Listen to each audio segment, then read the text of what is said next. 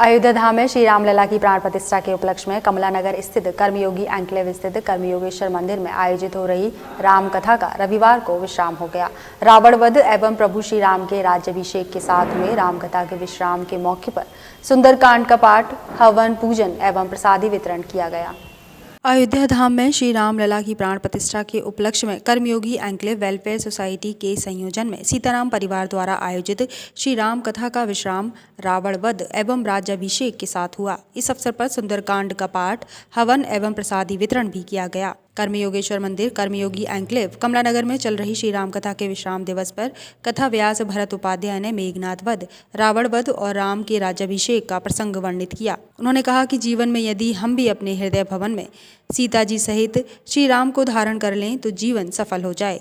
जो राम जी का कृपा पात्र बन जाता है उस पर संपूर्ण जगत की कृपा बरसाता है। कमलानगर की भूमि जो कि फुहारा कहलाया जाता है, इस राम कथा के उपलक्ष्य में इस भूमि का नाम जो फुहारा है राम नगरी के नाम से रख दिया गया है। अयोध्या में जो प्राण प्रतिष्ठा भगवान श्री रामचंद्र जी की हुई है, उस उपलक्ष्य में ही इस श्री राम कथा का आयोजन बहुत ही भव्य और दिव्य इसका आयोजन हुआ है। जो आज क्या तारीख है, आज की 28 तारीख को इसका विसर्जन बहुत उत्साह, लोगों में उत्साह और प्रेम और भाव लोगों में जागृत हुआ है। और इस दास को आता नहीं, इसकी वाणी में कोई कुछ नहीं है, हनुमान जी महाराज की कृपा से ही ये दास कुछ कह पाया है। सब लंगड़े की चौकी हनुमान जी महाराज की कृपा है। और आप न्यूज़ वालों के माध्यम से पहले तो मैं आप सभी को धन्यवाद करना चाहूँगा कि निरंतर आप श्री राम कथा को आपने अखबार में जैसा भी विज्ञान के माध्यम से आपने टीवी पे दिखाया, आप सभी को प्रणाम करना चाहूँगा। ये भरत उपाध्याय आप सभी को प्रणाम करता है।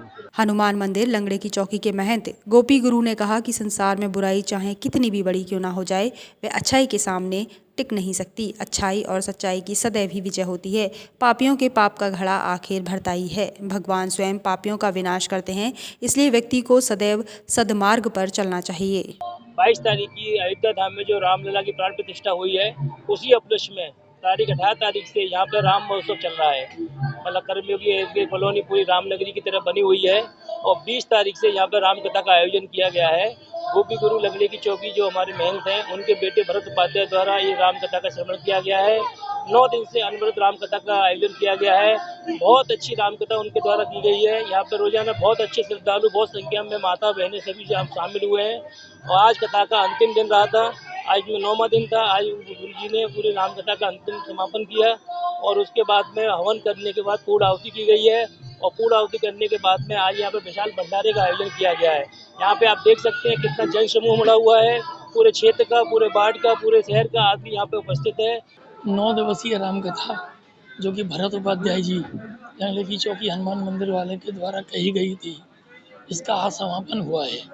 20 तारीख को कलश यात्रा के साथ इसकी शुरुआत हुई थी और आनंद आज ऐसा आया है समापन पर, सारे भक्त कह रहे थे कि इसको समापन मत करिए, चलने दीजिए। ब्यास जी ने कहा कि 1 महीने चलाएंगे, बोले कोई दिक्कत नहीं, 1 महीने चलाइए। लेकिन हर दिन प्रत्येक दिन यहाँ प्रोग्राम होते रहे हैं। आज अभिषेक था राम जी का, जैसे गद्दी पर बैठे थे उसकी झांकी थी और बीच बीच में जो प्रोग्राम होते रहे हैं, परशुराम जी का सम्मान, तो परशुराम जी भी बनकर आए हैं और वो केवट वगैरह की जो भी झांकियाँ सारी, कुल मिलाकर ये है कि आनंद में कमलानगर पूरा राम में हो गया है।